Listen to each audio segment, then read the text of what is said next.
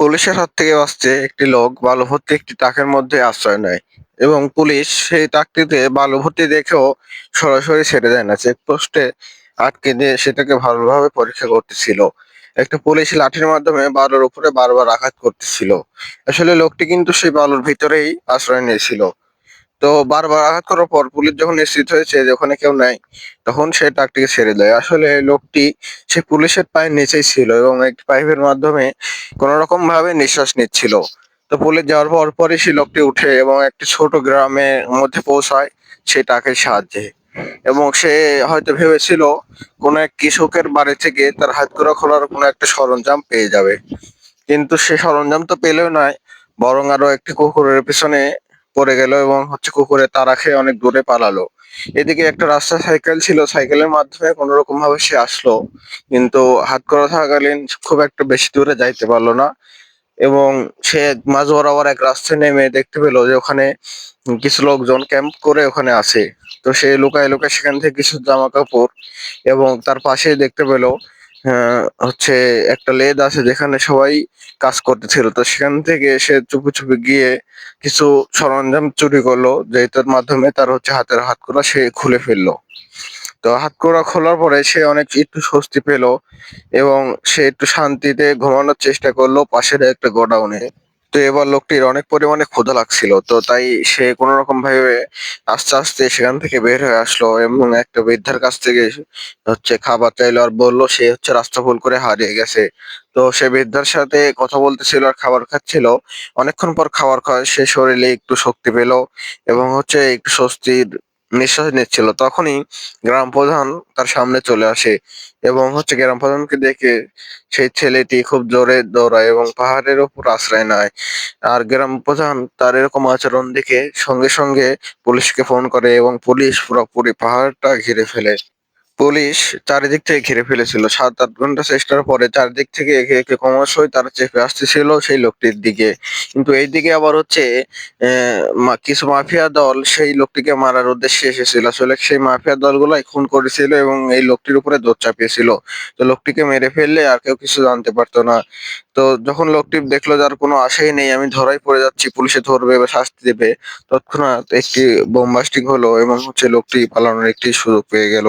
কিছু দূর যেতেই মাফিয়া খুনি সেই ছেলেটিকে ধরে ফেলে এবং গলাতে ছুরি ধরে এবং ছুরি ধরে সঙ্গে সঙ্গে ওকে বলে যে সেই যে ক্যামেরাটা তোমার আঙ্কেলের কাছে ছিল, সেই ক্যামেরাটা কোথায়? আসলে সেই ক্যামেরার মধ্যেই সেই মাফিয়া দলের অনেক কিছু রেকর্ড করা ছিল, যেটার উদ্দেশ্যেই তারা এই লোকটির পিছনে পড়ে।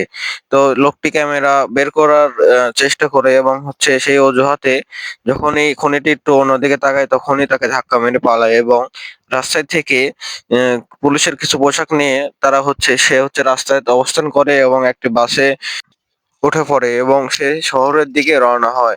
শহরে পৌঁছানোর পরে সে কিছুটা স্বস্তি পায় এবং সে মনে করে যে এখন হয়তো সে বেঁচেই গেল।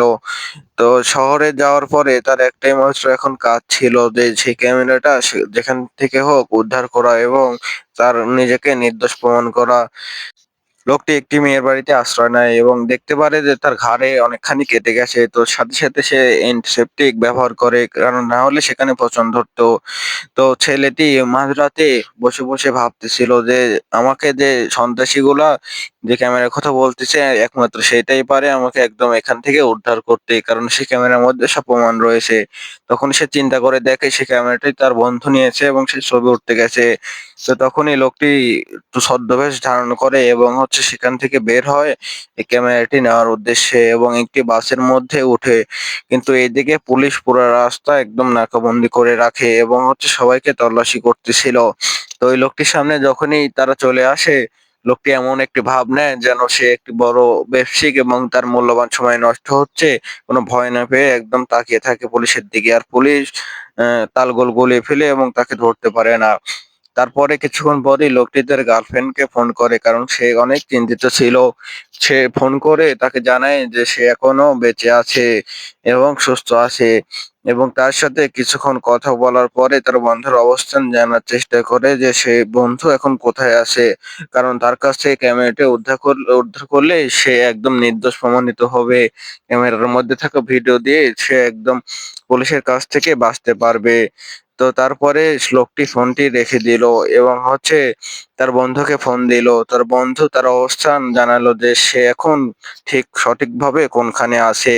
তো লোকটি তারপরে সেখানে যাওয়ার উদ্দেশ্যে ওখান থেকে বের হলো। কিন্তু এদিকে পুলিশ তার বন্ধুর ফোনটি ট্র্যাক করে এবং মাফিয়া দলেরাও তার ফোনকে ট্র্যাক করে এবং হচ্ছে তার বন্ধুর ফোনে কে কল দিছিল তারা বুঝে যায় এবং সঙ্গে সঙ্গে তার বন্ধুকে মেরে ফেলে।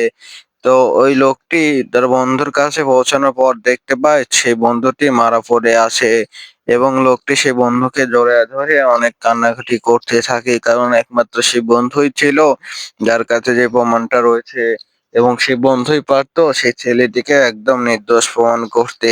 তো তারপর ছেলেটি অনেক ভেঙে পড়ে এবং অনেক ভয় পেয়ে যায়, কারণ এখানে সেই সন্ত্রাসীগুলা আছে, মাফিয়া দলগুলা, তাদের কাছ থেকে তার কোনো রকম ভাবে বেঁচে ফিরতে হবে এবং পুলিশের কাছে তাকে নির্দোষ প্রমাণ করতে হবে।